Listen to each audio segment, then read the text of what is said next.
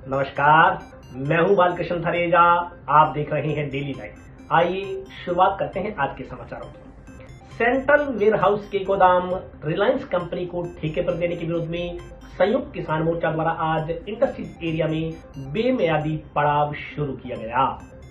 Central warehouse के गोदाम Reliance company को ठेके पर देने के विरोध में संयुक्त किसान मोर्चा हनुमानगढ़ के बैनर तले किसानों व मजदूरों ने पूर्व घोषणानुसार बुधवार को जंक्शन के रिको इंडस्ट्रियल एरिया सेकंड फेज स्थित सेंट्रल वेयर हाउसिंग कारपोरेशन के गोदामों के समक्ष महापंचायत की। साथ ही बेमियादी पड़ाव भी डाला गया। महापंचायत पर पड़ाव स्थल पर पुरुषों के साथ साथ काफी संख्या में महिलाएं भी उपस्थित रही। किसान प्रतिनिधियों ने गोदामों का ठेका निरस्त करने की मांग की। मांग पूरी न होने तक पड़ाव जारी रखने की चेतावनी दी। इस मौके पर हुई सभा को संबोधित करते हुए किसान नेताओं ने कहा कि सेंट्रल वेयर हाउसिंग कारपोरेशन के 2 गोदाम 7 व 9 नवंबर को रिलायंस कंपनी को ठेके पर दे दिए गए। यहाँ सब्जी सहित अन्य खाद्य सामग्री रखी जाएगी। गोदामों को एसी रूम में कन्वर्ट किया जा रहा है ताकि खाद्य सामग्री खराब न हो। यह सामान बाजार में भेजा जाएगा। उन्होंने कहा कि गोदाम ठेके पर देना असल में सार्वजनिक क्षेत्रों को निजीकरण के जरिए कारपोरेट घरानों को बेचने की ही एक अड़ी है। अभी सिर्फ 2 गोदाम ही ठेके पर दिए गए हैं। इसके अलावा जितने भी गोदाम है उन सभी का सर्वे हो चुका है। उन्होंने कहा कि एक एक कर सभी गोदाम निजी कंपनियों को ठेके पर दिए जाएंगे। इसका नुकसान यह होगा कि हमारा बाजार पूरी तरह से तबाह हो जाएगा। यह बड़ी बड़ी कंपनियों कारपोरेट घरानों अपने उत्पादों को बाजार में बेचेंगे और सस्ते दामों पर देंगे। इससे बाजार में लगने वाली रेहड़ियों व छोटी छोटी दुकानों का व्यापार पूरी तरह से समाप्त हो जाएगा। दूसरा नुकसान रोजगार का होगा, क्योंकि जैसे ही निजी कंपनियां आएंगी मजदूर से 2 गुना काम लेंगी और पैसे आधे देंगी। उन्होंने कहा कि पिछले दिनों में निजीकरण के दौर में बेरोजगारी बढ़ता इसका एक उदाहरण है। मोर्चा इन सब के खिलाफ है। उन्होंने कहा कि संयुक्त किसान मोर्चा करीब 1 साल से केंद्र सरकार के 3 काले कृषि कानूनों के खिलाफ लड़ाई लड़ रहा है। वह एमएसपी पर फसल खरीद की गारंटी की मांग कर रहा है। अगर 3 काले कानून लागू कर दिए गए तो रोजगार तबाह हो जाएगा, जमीन चली जाएगी, फसलें बर्बाद हो जाएंगी। निजीकरण देश को पूरी तरह से बर्बाद कर देगा। वक्ताओं ने चेतावनी दी कि संयुक्त किसान मोर्चा हनुमानगढ़ के बैनर तले गोदाम के समक्ष बेमियादी पड़ाव तब तक जारी रहेगा जब तक उनकी मांगों को मान नहीं लिया जाता।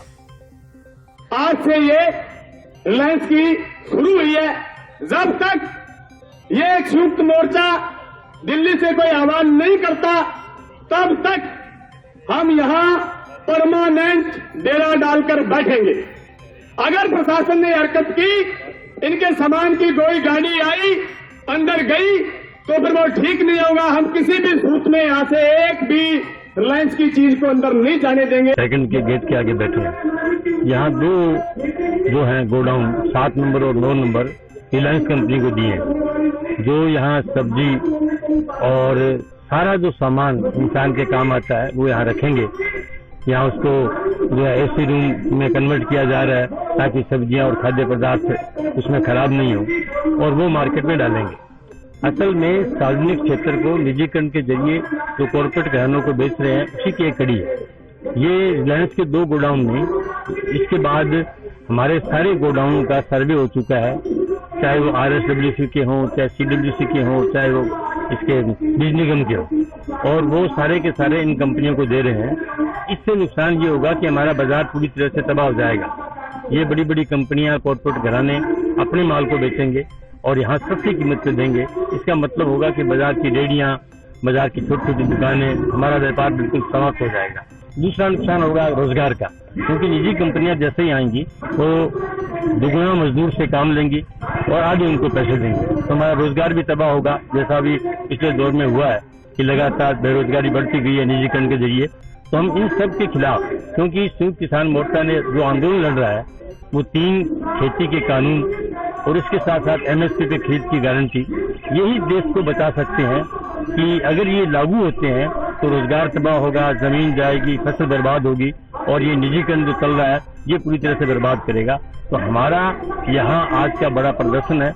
हम यहाँ गेट के आगे शांतिपूर्ण तरीके से बैठे हैं और लगातार बैठेंगे, और उसके अंबानी की किसी भी ये जो 2 गोडाउन है इसमें कोई काम नहीं करने देंगे, न कोई माल आने देंगे, न कोई जाने देंगे। शांतिपूर्ण तरीके से बैठे हैं। आज संयुक्त किसान मोर्चे के आह्वान पर जो हनुमानगढ़ के अंदर सेंट्रल वेयर हाउस है, सरकार ने इसको अंबानी को सौंप दिया है। ये रिलायंस के सुपुर्द कर दिया गया है। इस विरोध में हम आज क्षेत्र के तमाम किसान मजदूर यहाँ पर पहुंचे हैं विरोध करने के लिए। ये काले कानूनों का पहला रुझान आना शुरू हुआ है। ये सरकार एक्सपेरिमेंट कर रही है। हनुमानगढ़ के आज जो गोदाम है वो अंबानी को ठेके पे दिए हैं। इसके बाद जो काले कानूनों के अंतर्गत किसान की जमीन है वो भी कारपोरेट घराने को दी जाएगी। इसी विरोध के चलते देश भर के किसान दिल्ली की सड़कों पे हैं। 11 महीनों से आंदोलन चल रहा है। हमने लगभग 800 किसान जो हमारे साथी हैं उनको हमने खोया है। हम कहना चाहते हैं सरकार से कि जो काले कानून है वो रद्द करे, वो बिल वापस ले, ताकि इनका निजीकरण ना हो सके, जमीन का निजीकरण ना हो सके, जो ये गोदाम है इनका निजीकरण ना हो सके। जिला मुख्यालय तथा आसपास के क्षेत्रों में महर्षि वाल्मीकि की जयंती हर्षोल्लास के साथ मनाई गई। महर्षि वाल्मीकि जयंती के उपलक्ष्य में जिला मुख्यालय तथा आसपास के क्षेत्रों में वाल्मीकि समाज की ओर से कई कार्यक्रमों का आयोजन किया गया। इसके तहत टाउन और जंक्शन में प्रभात फेरियां निकाली गई। यह प्रभात फेरियां शहर के मुख्य मार्गों से होती हुई वाल्मीकि धर्मशालाओं में जाकर संपन्न हुई। दिन भर वाल्मीकि धर्मशालाओं तथा वाल्मीकि मंदिरों में विशेष पूजा अर्चना होती रही। कार्यक्रम में शहर के गणमान्य लोगों ने हिस्सा लिया। वरिष्ठ नागरिकों ने भगवान वाल्मीकि की विधिवत पूजा अर्चना कर भजन कार्यक्रम की शुरुआत की। कलाकारों की ओर से भगवान वाल्मीकि के भजनों का गुणगान किया गया।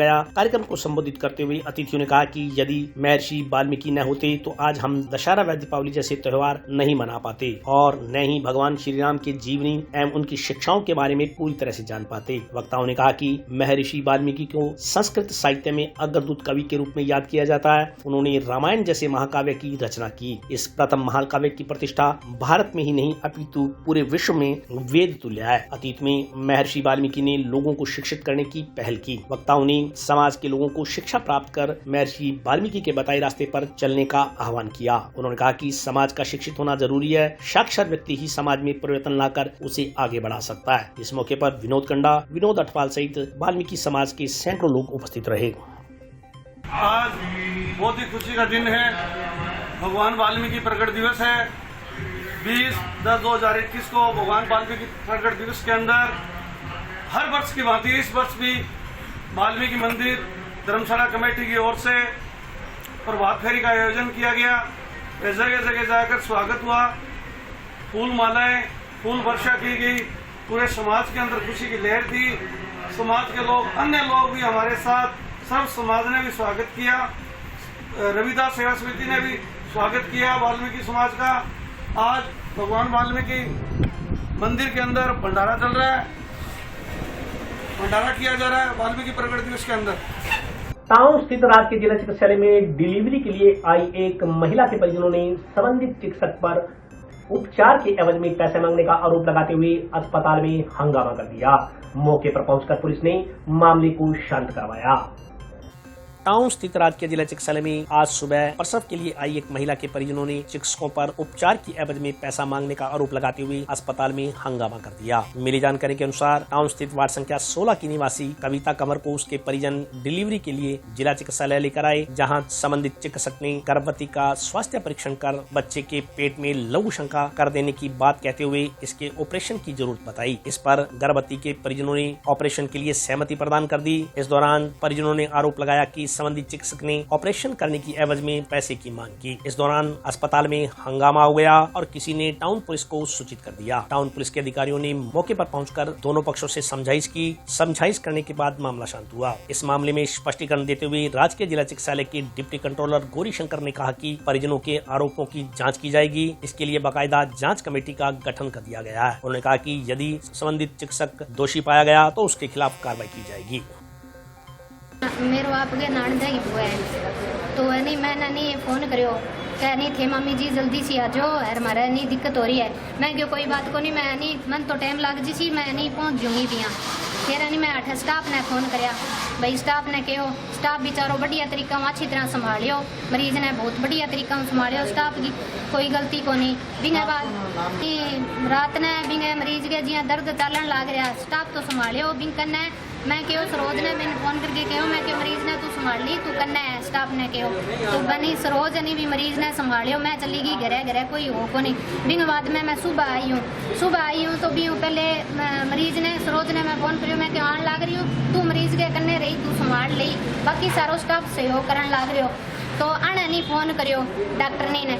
फिर सारी वार्तालाप बाद में ही सगा हुई है भी पहले मैं बिंग बाद में के डॉक्टर नहीं कन गई मैं, तो डॉक्टर ने अंदर मैंने थिएटर में बढ़ ली। थिएटर ने मायना मनी है क्यों क्या कहीं दे देगी के तू तो मैं जल्दी कर दिया, नहीं तो कौन करो। हमारे थिएटर में बात हुई, मेरा पर्सनल मैडम में बात हुई, फिर मैडम उछलने लगी क्या है तू ऐसे वैसे। मैं मैडम ने क्यों मैडम मैं स्टाफ हूँ, तो मेरी सुनवाई कौन करी, मेरे हाथ पकड़ के बाहर काट दी, क्या चाल तू बारह चाल। मैं तो रिक्वेस्ट करी, मैं मेरे नानदे की बू मरण लग रही है भाई इनको नहीं जल्दी थे ऑपरेशन कर दो। नहीं ट्रॉली नीचे पड़न ला रही मरीज की कोई सुनवाई को नहीं हुई। आई बारी वे मांगे है ठीक है, मैं नहीं शिकायत कौन करी, मैं सोचो ले कोई हमारी मदद ही कौन करे, फीसा सारा डॉक्टर ही मांगा है। मैं चाहा कि भाई सारो प्रशासन सही होना चाहिए और आशा ने आशा समझो जावे, या ना समझे कि कोई फालतू है। डॉक्टर नहीं कह के तू बहुत गंदी घटिया व्यवहार करो हमारे सगे, मरीज ने संभालो को नहीं 2 घंटा तक मेरो मरीज मर जान तो मेरी नानदे ही बुने में बुलाई हूँ अठे है, तो बिन बुलाई हूँ तो बिन कोई फैसिलिटी कौन देने लग रहा है और बिन नहीं ट्रॉली पर पटक रखी है और टिकट फेंक दी। स्रोत स्टाफ बैठा मौजूद ही मौके पर बिन सारी बात को पतो है। मैं दोनों जनी अंदर ये वीडियो बनाई को बाकी की सारी वीडियो बारह है और मैंने 6 दिन हो गया करता ने। डॉक्टर कहने लग रहे कि भाई समझौता कर लो, लड़का हुआ है और उसके बाद में ऐसे कह दिया।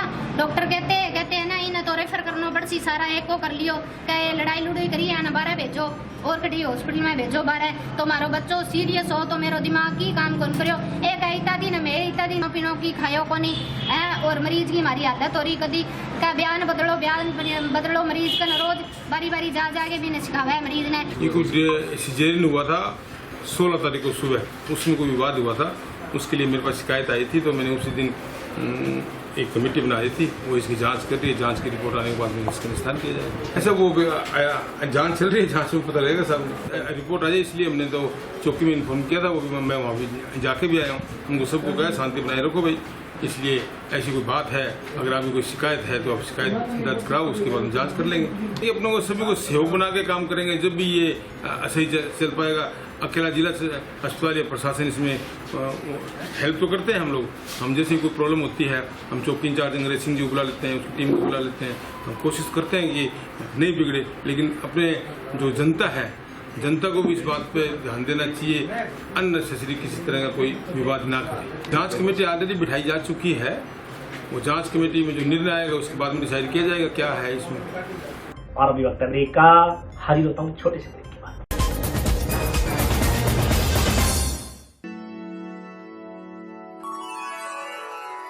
यूं तो कई बार मुझे हंसते देखा है, पर ये हंसी कुछ और है। ये गहना मुझ पर जचता है, पर ये महज एक गहना नहीं, ये रूपरेखा है मेरे मन की, हंसती खिलखिलाती लहरों की, जो आतुर थी अब तक मुझ पर सजने को। इसलिए ये गहना ही मेरा सच्चा श्रृंगार है, श्रृंगार है, श्रृंगार है।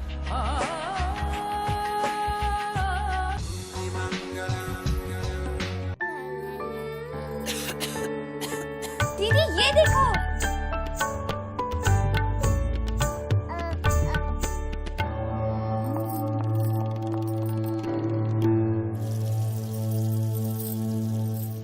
नोवेल कोरोना वायरस बीमारी को फैलने से रोका जा सकता है।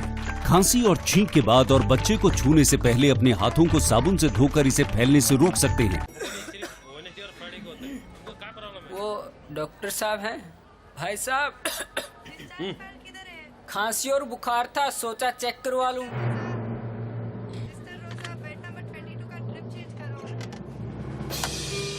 नोवेल कोरोना वायरस बीमारी को फैलने से रोका जा सकता है। बुखार के साथ खांसी और छींक होने पर तुरंत नजदीकी हेल्थ क्लिनिक या केंद्र जाएं।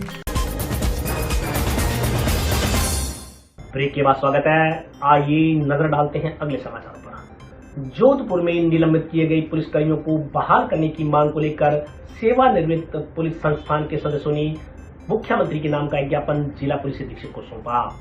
जोधपुर में निलंबित किए गए पुलिस कर्मचारियों को बहाल करने की मांग को लेकर राजस्थान सेवानिवृत्त पुलिस कल्याण संस्थान सदस्यों ने पुलिस महानिदेशक के नाम का एक ज्ञापन बुधवार को जिला पुलिस अधीक्षक श्रीमती प्रीति जैन को सौंपा। संस्थान अध्यक्ष सेवानिवृत्त पुलिस अधिकारी वीरेंद्र जाखड़ के नेतृत्व में सौंपे गए ज्ञापन में बताया गया कि जोधपुर के लवली कंडारा एनकाउंटर मामले में पुलिस निरीक्षक लीला राम और उनकी टीम को निलंबित कर दिया गया है, जबकि पुलिस कमिश्नर जोधपुर की ओर से एनकाउंटर को सही बताया गया है। पहले गोली अपराधी की ओर से चलाए जाने पर पुलिस ने आत्मरक्षा में गोली चलाई थी। पुलिस कर्मचारियों का निलंबन अपराधी के परिजनों एवं राजनीतिक दबाव में आकर अड़े रहने के कारण किया गया है। ज्ञापन में राजस्थान सेवानिवृत्त पुलिस कल्याण संस्थान हनुमानगढ़ ने निलंबित पुलिस कर्मियों को तुरंत बहाल करने की मांग करते हुए कहा कि उनकी बहाली इसलिए भी आवश्यक है ताकि पुलिस का मनोबल बना रहे। ज्ञापन में कहा गया है कि पुलिस कर्मचारियों का निलंबन आदेश तुरंत निरस्त कर उन्हें बहादुरी एवं शौर्य पुरस्कार दिए जाने की अनुशंसा की जानी चाहिए। इस मौके पर संस्थान के कई सदस्य मौजूद रहे। सेवानिवृत्त पुलिस कल्याण संस्था बनाई है जिसमें सारे कार्यकारिणी मेंबर और सदस्य हैं। आज हमने ज्ञापन दिया है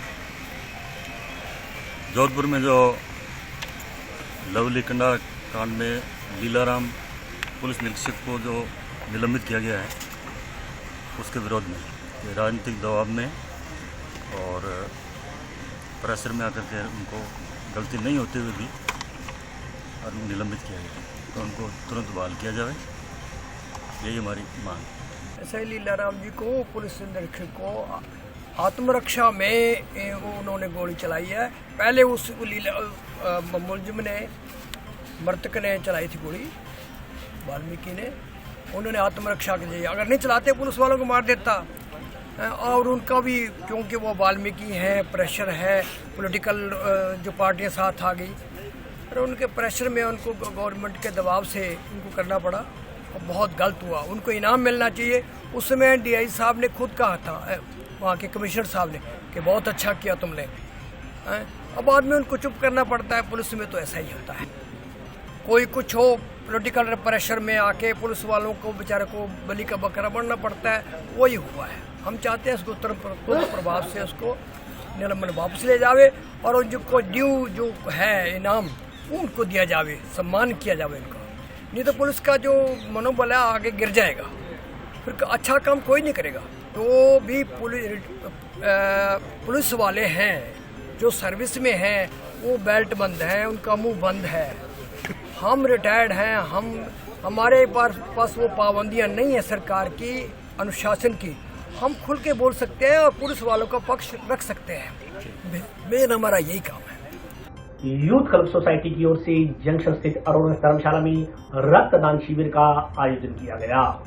यूथ क्लब सोसाइटी की ओर से बुधवार को जंक्शन स्थित अरोड़ा धर्मशाला में रक्तदान शिविर का आयोजन किया गया। राज्य के जिला चिकित्सालय में रक्त की कमी को देखते हुए क्लब सदस्यों की ओर से आयोजित शिविर में युवाओं ने बढ़ चढ़कर भाग लेते हुए रक्तदान किया। इस पुण्य कार्य के लिए सुबह से ही युवाओं में उत्साह रहा। रक्तदान में युवाओं एवं महिलाओं ने भी भागीदारी निभाई। शिविर के उद्घाटन कार्यक्रम में कोषाधिकारी सुनील ढाका, PRO सुरेश बिश्नोई, ASI शंभुदाल स्वामी, डॉक्टर BK चावला, समाज सेवी सुमन चावला, युधिष्ठर गखड़, बार संघ अध्यक्ष मनजिंदर सिंह लेगा सहित अन्य अतिथियों ने भाग लिया। कार्यक्रम को संबोधित करते हुए अतिथियों ने कहा कि रक्तदान जहां महादान है, वहीं संवेदना के इस भाव से गंभीर मरीजों को नया जीवन मिलता है। इसलिए रक्तदान करते हुए सभी को प्रेरित किया जाना चाहिए। उन्होंने कहा कि एक रक्तदाता नियमित रक्तदान कर थैलेसीमिया व दुर्घटनाग्रस्त रोगियों की सहायता कर सकता है। कोई भी व्यक्ति नियमित रक्तदान कर बेसहारा व जरूरतमंद मरीजों की मदद कर सकता है। वक्ताओं ने कहा कि रक्तदान, महादान और रक्तदाता का स्थान मां से भी बढ़कर है। अतिथियों ने क्लब की ओर से संचालित सेवा कार्यों की प्रशंसा की व हर संभव सहयोग का आश्वासन दिया। क्लब के मनदीप सिंह ने कहा कि यूथ क्लब की ओर से अनेकों बार रक्तदान शिविरों का आयोजन किया गया है। प्रारंभ से ही क्लब को इस अभियान में सफलता मिली है। भविष्य में भी इस तरह के समाज सेवा के कार्य जारी रहेंगे। इस मौके पर कमल शाक्य, सुनील वर्मा, हरविंदर सिंह सहित क्लब के अन्य सदस्य मौजूद रहे। आज inspire youth club society and greaters द्वारा सेकेंड ब्लड डोनेशन कैंप रखा गया। हमारा कुछ ये मोटिव था, जैसे मेरा खुद का, अपने जितने भी युवा वगैरह हैं अपने छोटे छोटे मूवमेंट से अपने सामाजिक सेवा के तौर बनाए। तो हमारा यही मोटिव था कि अब ब्लड डोनेशन कैंप सक्सेस बनाए, जो युवा लोग हैं उनको नशे से दूर रखा जाए। हमारा 100+ था, जिसमें 2 घंटे के अंदर 50+ हो चुका है। हम अपनी ये कहना चाहेंगे भाई जितने भी अपने युवा हैं वो समाज सेवा के प्रेरित हो, नशे से दूर रहे, सोशल वर्क की तरफ ज़्यादा ध्यान दें, पढ़ाई को, अपने आसपास में होने वाली त्रुटियों को दूर करें और सबका सपोर्ट करें। और जितने भी संस्थाएं हैं, जैसे हमारी यूथ क्लब संस्था है, कोई एक आदि संस्था है, उनसे जुड़े जितने भी युवा लोग हैं।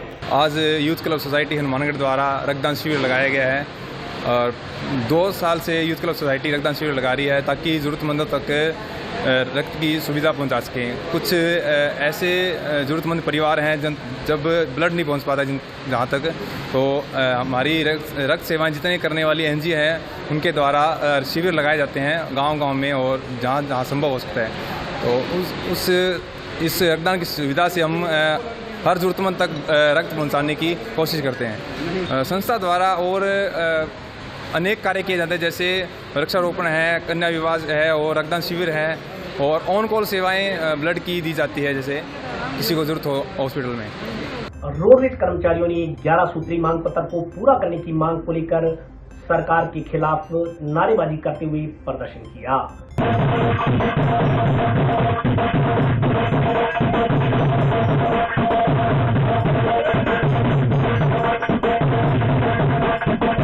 वेतन, पेंशन तथा 1 माह के सेवानिवृत्त परिलाभों का हर माह के पहले कार्य दिवस को भुगतान करने सहित अन्य मांगों को लेकर राजस्थान रोडवेज कर्मचारियों का चरणबद्ध आंदोलन जारी है। आंदोलन के 9वें चरण के तहत बुधवार को राजस्थान रोडवेज कर्मचारी संयुक्त मोर्चा के बैनर तले हनुमानगढ़ आगार के रोडवेज कर्मचारियों की ओर से रोडवेज डिपो में दोपहर 1 बजे से दोपहर 2 बजे तक ढोल बजाओ सरकार जगाओ कार्यक्रम का आयोजन किया गया। इसके तहत रोडवेज कर्मचारियों ने ढोल बजाकर सरकार को जगाने का काम किया। विरोध प्रदर्शन में एटक, सीटू, इंटक, बीजेएमएस, रिटायर्ड एसोसिएशन, कल्याण समिति के सदस्य आदि शामिल हुए। इस मौके पर Rajasthan state roadways employees union सचिव नायब सिंह ने कहा कि रोडवेज कर्मचारियों के इस आंदोलन से सरकार कुछ दबाव में आई है। इसके तहत संयुक्त मोर्चा के प्रतिनिधियों के साथ रोडवेज अधिकारियों में सरकार की वार्ता हुई है। बैठक में मुख्यमंत्री की ओर से कहा गया है कि सेवानिवृत्त कर्मचारियों का बकाया भुगतान किया जाएगा, परंतु संयुक्त मोर्चा को अभी तक सीएम की बात पर विश्वास नहीं है, क्योंकि पूर्व में भी सरकार की ओर से 2 बार समझौते किए गए थे, लेकिन वह लागू नहीं किए गए। जब तक सेवानिवृत्त कर्मचारियों का भुगतान नहीं हो जाता, साथ ही मोर्चा के 11 सूत्री मांग पत्र पर सकारात्मक कार्रवाई नहीं हो जाती, तब तक उनका आंदोलन जारी रहेगा। वक्ताओं ने कहा कि सरकार अभी तक लॉलीपॉप दे रही है। सेवानिवृत्त कर्मचारियों का बकाया भुगतान करने की बात कहना भी लॉलीपॉप देने जैसी बात है। सरकार समस्या का समाधान नहीं कर रही। उन्होंने कहा कि अगर अब भी सरकार नहीं चाहती तो 25 एवं 26 अक्टूबर को दिन रात के धरने व 27 अक्टूबर को 24 घंटे का प्रदेश व्यापी हड़ताल की जाएगी। इस मौके पर रोडवेज के कई सेवारत व सेवानिवृत्त कर्मचारी मौजूद रहे। ये चरणबद्ध आंदोलन लगातार चलेगा। इस आंदोलन से कुछ सरकार दबाव में आई। सरकार द्वारा कर्मचारी संयुक्त मोर्चे के प्रतिनिधियों व रोडवेज के अधिकारी और सरकार की वार्ता हुई है। बैठक में कोई निर्णय निकला है कि मुख्यमंत्री द्वारा कहा गया है कि रिटायरमेंट कर्मचारियों का बकाया भुगतान किया जाएगा और ये खबर भी लगी थी, परंतु संयुक्त मोर्चा अभी तक कोई इस पर विश्वास नहीं कर रहे, क्योंकि पहले भी 2 बार सरकारों द्वारा समझौते किए गए और वो लागू नहीं किए। इसलिए इस संयुक्त मोर्चे ने अभी विश्वास नहीं किया। जब तक ये पूरा रिटायरमेंट कर्मचारी का भुगतान नहीं करेंगे और जो भी हमारी 11 सूत्री मांग पत्र है वो सारी मांगे पूरी नहीं होगी, तब तक ये आंदोलन जारी रहेगा। आगे हमारा 25-26 का जो आंदोलन है उसमें भी हम मतलब धरना देंगे और 27 की जो चक्का जाम हड़ताल है वो भी करेंगे। जब तक मांगे नहीं पूरी की ये हड़ताल कैंसिल होगी, हड़ताल चक्का जाम रहेगी। पटवारियों की परीक्षा है तो ये भी बहुत बड़ी समस्या है कर्मचारियों की कि कब से 5-5, 6 साल हो गए रोडवेज कर्मचारियों का जो बकाया भुगतान नहीं किया जा रहा। कर्मचारी परेशान है। यदि स्टूडेंट या कोई कर्मचारियों की परीक्षा सरकार परेशान होती है, जब वो होते हैं तो जहाँ कर्मचारी ही परेशान है, इनके द्वारा उनको कोई जानबूझकर परेशान करने की हड़ताल नहीं रखी। हड़ताल का निर्णय तो पहले हुआ था, इनकी परीक्षा का कोई डेट है वो बाद में आई होगी, इसलिए हड़ताल कैंसिल नहीं की जा सकती। आज सभी डिपो में ये ढोल बजाओ सरकार जगाओ प्रोग्राम चल रहा है, क्योंकि पहले चरणबद्ध से हमारा जो धरना लगा, हमें बहिष्कार किया, उसी आधार पर आज ये ढोल बजाओ सरकार जगाओ हमारा ये प्रोग्राम सभी डिपो में है, क्योंकि सरकार जो है वो लॉलीपॉप दे रही है। अभी तक कोई इसका मतलब जो सुझाव है दिए हुए है वो नहीं निकाल रही है। और जो हमारा सेवानिवृत्त कर्मचारियों का पेमेंट है उसके बारे में ऐसा लग रहा है वो एक डील है, उसमें भी शायद लगता है वो एक लॉलीपॉप ही है। इसलिए हमारा आज का प्रोग्राम ये और आगे का प्रोग्राम आप बताया 25-26 का हम धरना देंगे और 27 तारीख हमारी हड़ताल रहेगी। अगर फिर भी मिलाने हड़ताल हमारी लंबी जा सकती है। और आज के लिए बस इतना ही।